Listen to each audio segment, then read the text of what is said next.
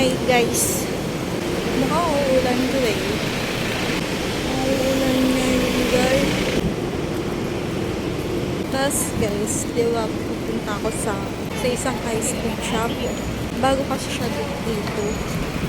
So siya matikman kasi black siya. Alam ko medyo pricey. Kaya Lunes talaga. Kasi Lunes ako may allowance. Tapos yun, prayers na lang pagka-weekend. So yun guys. Puntahan natin yung bagong ice cream shop dito sa Cubao. Nilalagnat ako. Tapos uulan. Lakas ng trippings. Hindi ako maputla ako guys. Lipstick ko lang. So, let's go!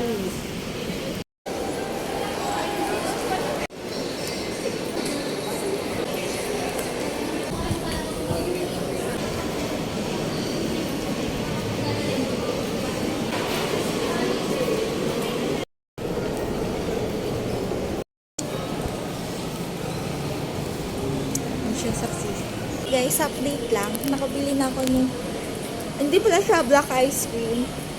Black yogurt siya, mi. So, maasim siya. Alam mo, matamis. Pero okay lang. Hindi siya nakakaumay. Yun yung mas maganda sa kanya.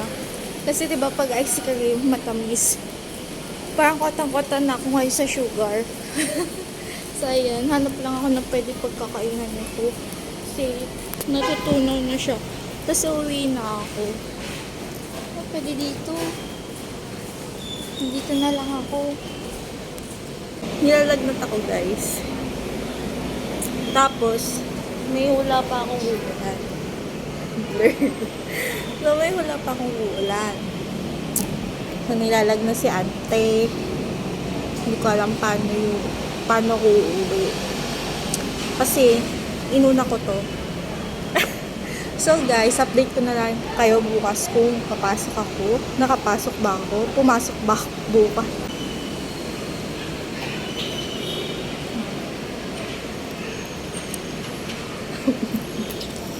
Huwag kayong magtaka guys. Black shit. So, update ko na lang kayo. Inuna ko yung takwatsa. Hindi ako gagayan. Pero may purpose naman ako. Lagi ko sinasabi, kapag stress ako, sa work, sa family, sa relationships, tapos umaalis akong mag-isa, lagi ko sinasabi, I deserve this. Oo guys, mahilig akong kumain mag-isa, maglakwatsa mag-isa. Ako lang mag-isa. Me time to. So, kung naririnig nyo ko hindi, sorry guys. Hindi ko pwede lakasan yung boses ko. So, hi guys, surprise! So, ito yung continuous ko dun sa update ko kahapon. Sadly, hindi ako nakapasok. Sobrang nanlalamig na ako. Tapos nilalagnat ako ng anong oras na yun. Uminom na akong biogesic nun. Tapos sabi ko baka mawala. Ay, hindi pa rin. Nakakaloka. Tapos yun. Hindi ako nakapasok today.